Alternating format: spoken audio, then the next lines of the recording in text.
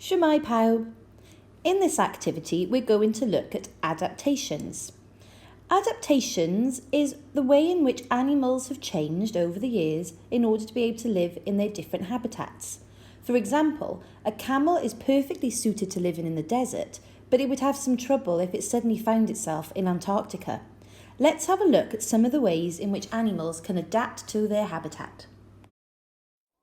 Greetings, amateur. Living things are adapted to their habitat. This means that they have special features or adaptations that help them to survive.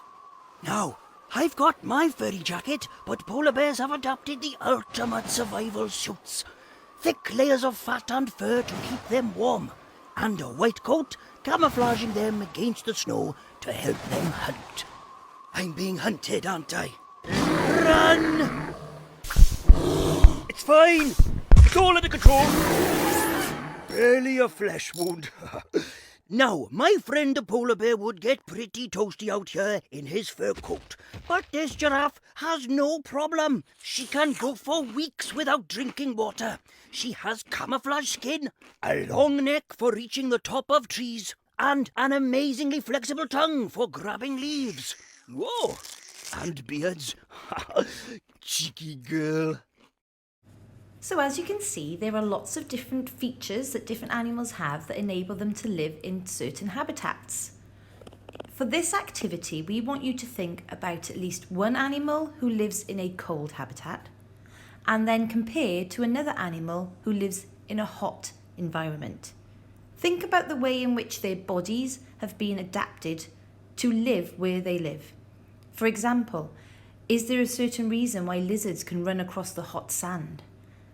What is it that's so special about a camel that lets it live where there's hardly any water? Here's one way you could present your work. So in the centre, I've put the picture of the animal I'm looking at, and around it, I've signposted different adaptations that allow that animal to live in its environment.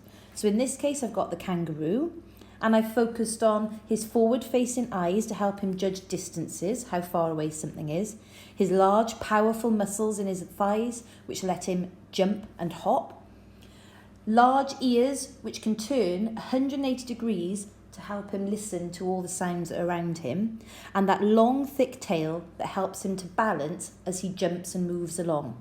So perhaps this is a way you'd like to present your work. So just a reminder that in this task, we want you to focus on one animal that is adapted to living in the cold and another animal that is adapted to living in the hot.